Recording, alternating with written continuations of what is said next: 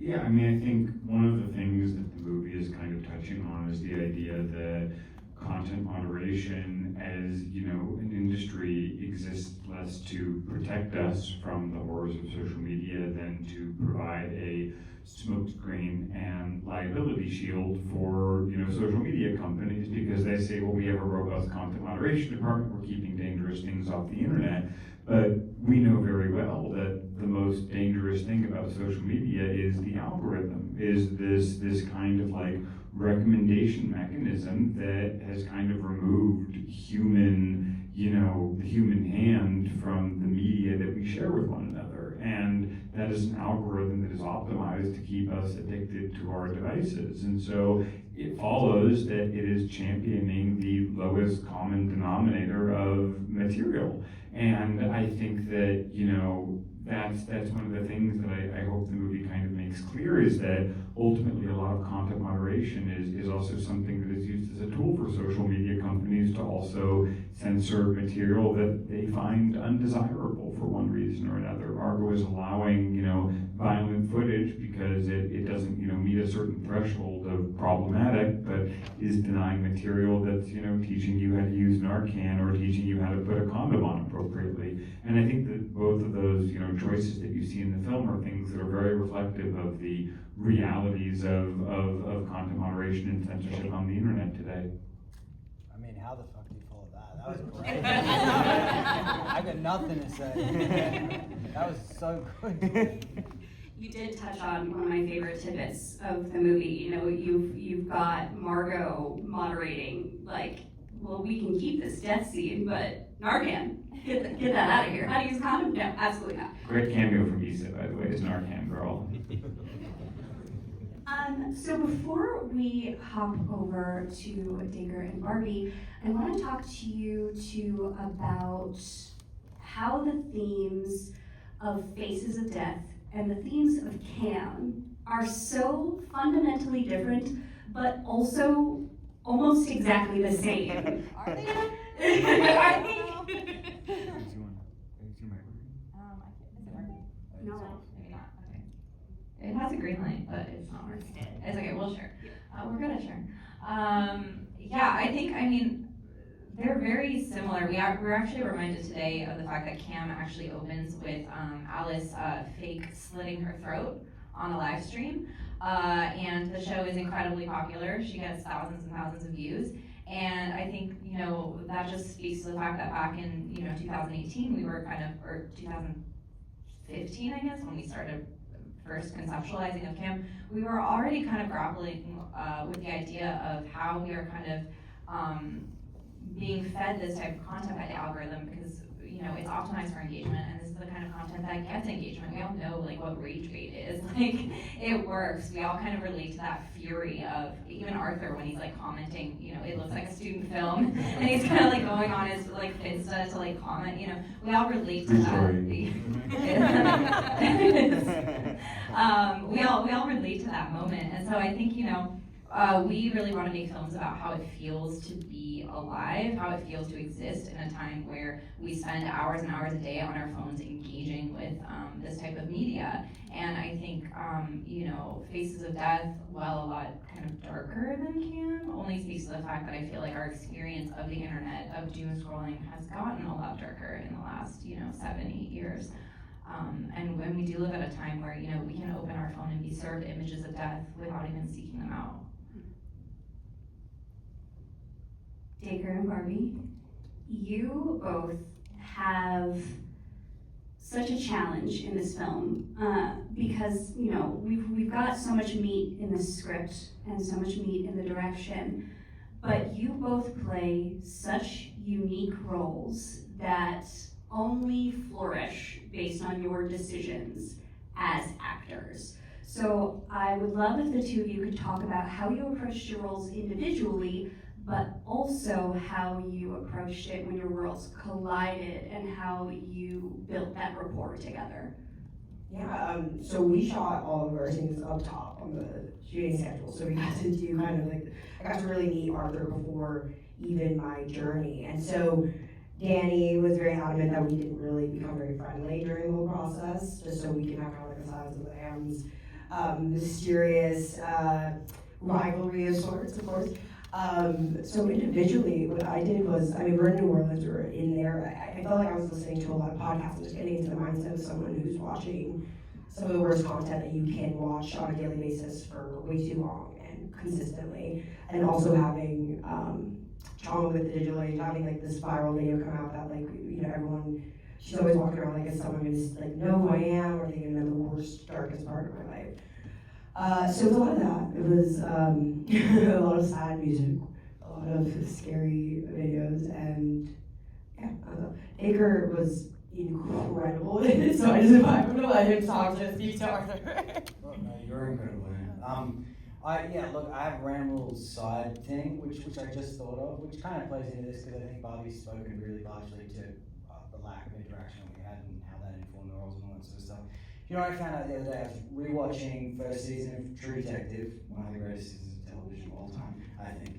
And I discovered that the housing community that we were shooting in outside of New Orleans wasn't there, and that's where that's where they first started looking for the killer, because the chemical plant is in the background behind the bridge. And the reason I bring that up is to say that the actual location kind of felt like this Stepford wife, perfect kind of weird, eerie community with one of the highest cancer rates in this country, next to this chemical factory that burned off this huge flame at night into the sky. So if there was cloud cover, the whole place was like this amber color. And it was kind of terrifying and haunting in this kind of really weird way, especially for me as an Australian. It kind of felt dystopian, this kind of weird setup, you know, as soon as the girls make it out the back, and then it's suddenly even the color palette, because the grade changes in every way. And you know, I think I'm digressing on to kind of a different, I'm not really answering your question, but all that is to say that I had been to New Orleans before, and the outskirts of this kind of suburbia beneath this chemical factory, I think helped to inform elements of definitely my performance, and just feeling like what a blessing it is to shoot on location as opposed to stage or any CG, like green screen, whatever, which helped. And I realized that hasn't really answered your question, but But you know what, there was so much meat to it that I don't think anybody really minds. Right, I'm glad you like it. This is great. So this film is just made up of difficult scene after difficult scene, whether it be, you know, dealing with all of the mannequins or that it's emotionally difficult. So I would love to hear, both as filmmakers and performers, which scene was most difficult for each of you individually to create.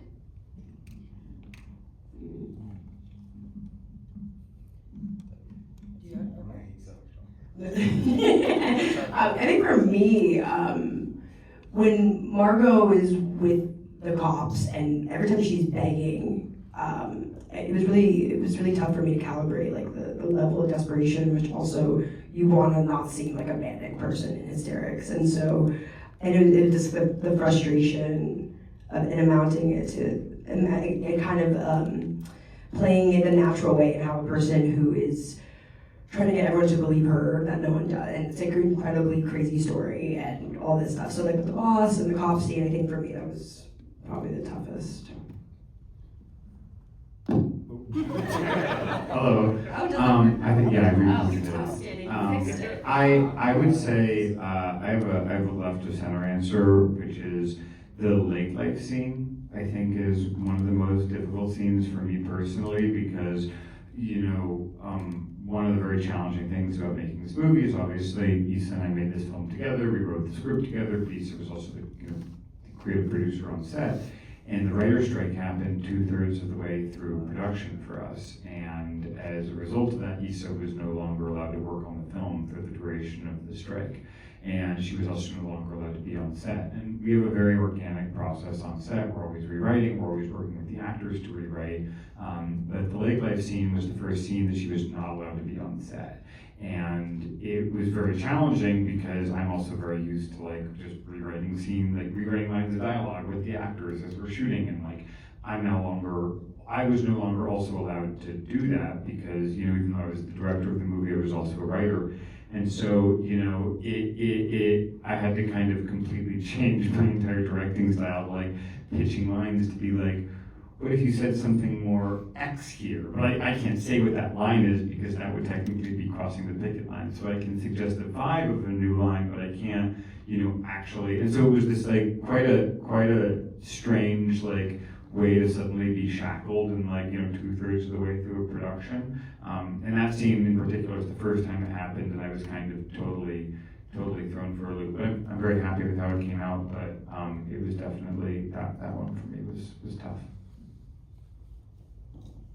I think for me, it was actually the split screen scene in regards to all of the online content. I was responsible for writing most of the things you see on screen, so the comments, the Reddit threads, the crazy like monologue that Margot types out, like they must be exposed. Some of that is in the script, some of it is not in the script, and I think that for us, with trying to portray the internet online, it's so important that we make something that is legible and that also has enough content in the background that you are processing unconsciously as you're kind of scanning it, the same way that when you're like scrolling something, you're picking out pieces of information that are important and you're leaving the rest behind. And all of that needs to be built out to feel really real. And at the same time, we had kind of established that language in CAM, but then here, Danny was like, okay, now we're gonna do it, but in split screen. So I'm kind of trying to ask, audiences to be able to read two sides of an internet conversation at the same time. And so for me, that was like a really interesting challenge in like how to get all of that information on screen that we needed. That was still suspenseful, that was still fun, but at the same time be completely legible. That was really interesting to dig into. I was trying to think of one where your answers are so great. I don't really know how to follow up. But I found the most difficult. It's all difficult in the best way. I had asked the lens technician who did my contacts to keep my field of vision red. So you can do in iris, but because I wanted to see crimson. I know it's really early on the nose. You're like, this guy's a fucking wanker. But I was like, I wanted to see red. And when we shot that single take sequence out the window, off the crane, in the car, coming up the stairs, in and out. It's 3.5 minutes, which I believe is basically all the length of film you have. No, you have 11 minutes. Oh, sorry. Oh, shit. Oh, this is all. But it's heavy. The camera's heavy. We can go with that. But it was night, and at night, in conjunction with the red of the contacts, I literally could not see shit. I couldn't see anything. And so from the time I got out of that car, I was like, could have been on a ton of drugs, I could have been anywhere on the planet, and just had to somehow make my way to the door, get up the stairs, something with a knife, something with a lockpick, go through a door, fight a guy, hit you against the wall, and try and not kill myself or hurt anyone. That definitely was, and then thinking about, I thought in my head it was 3.5 minutes, so I was probably like, oh my god, they're gonna roll out, anyway. That's it. that was my It's kind of add insult to injury that you asked for it. I asked for this, and now it's ruined. Because I didn't put the dots together about the nighttime piece. Yeah. And then the stalking, and then the mask, and the cats, the Skims cat suit I was wearing. Barbie, I'm so glad you mentioned the scene with the cops, because for anybody who doesn't walk this earth as a woman, that scene can seem really outlandish. And it isn't. Neither is the moment with the cops or in the detective's office when you're asking for the homicide. So for both you and Issa, I want to talk about what was most important for you to get across in that scene. I think often in horror movies, we are always kind of given a protagonist who is making maybe what we would consider a dumb choice. And I think that is not how any woman that I know would actually act. And so for me, it was very important for Margot to make smart choices. And she does make smart choices. She does do what we think she's supposed to do. She reports it to her boss. She reports it several times to her boss. She risks getting fired to report it to her boss. She goes to the police and she begs them to listen to her. And I think that the fact that we allow her these kind of moments to show that she is doing the thing you would say she should do if she didn't do them, and then it's still to no avail. And so I think to me that was really important to get that in there even at the script level, because it is so much of what we hear in this like kind of culture of maybe victim blaming. Oh, like, why didn't you tell your boss? Well, she did, actually. Why didn't she go to the cops? Well, she did that too. I totally agree with you. It just felt like when I was playing Margot, I felt like there were so many days when I was just like begging, in different characters to believe me. And I remember always trying to do it a different way and having like this motivation of just being like, let's like sound like you're the smartest person in the world, and you have just, I was like, it's like how you would be in that situation. And yeah, it was increasingly frustrating. I was obviously frustrated for Margot, and it felt like a big mirror to reality of just like what happens when the bad guy doesn't get caught, which is most of the time. And that's why I really like the catharsis of her just kind of doing it herself. So it's kind of the fantasy we all have, the revenge fantasy, really. Hell yeah. So before we wrap this up, we've got time for one more, and I feel like we can't let anybody go until we talk about the ending of this film. Because on the one hand, you have the catharsis of she got him, she got her justice, but on the other hand, he got exactly what he wanted. So as both creators and performers, can you guys talk about that scene? So there's a critic named Charles Bramesco who we've been friends with for a while, and he wrote our piece in Fangoria. And Charles, when he was interviewing us for Fangoria, remarked that all three of the movies that we've made end with somebody posting, which I think is like weird and funny and interesting. And it's also because I think all three movies on some level are about somebody kind of who's been driven insane by the modern world, is like desperately raging against it to try to fix a problem that they see that nobody else will really recognize. And I think that in all three movies, you also see a character who kind of ends up getting a redemptive act of violence. If it's, destroying a digital copy of yourself, or blowing up a pipeline, or ultimately killing the bad guy. But I think the problem is that, okay, so you get your personal act of redemption, but then what? If the problem is systemic, how do you let anybody know? How do you change the system? And I think that that's one of the issues, is that fundamentally the way that we've shifted our kind of, global storytelling and human communication apparatus is to social media. And it's like we don't have local newspapers, we don't have, all sorts of other tools of, we don't have many community gathering spaces anymore, we don't have private clubs, it's really hard to kind of meet one another outside of platforms that are, mediated and owned by some of the largest corporations on earth that have a vested interest in maintaining the status quo. And so I think it presents this like really impossible, question of, okay, you've gotten your personal redemptive act, but now what? How do you change the system? How do you tell other people? How do you build a movement? And I do think that that's one of like the most challenging questions of our time. Again, how do you vote?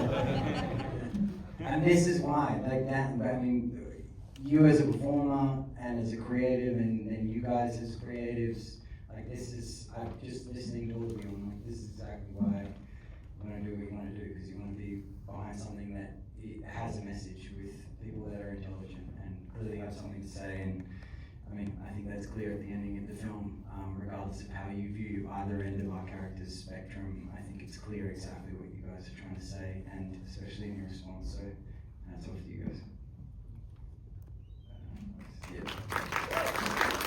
All right, that is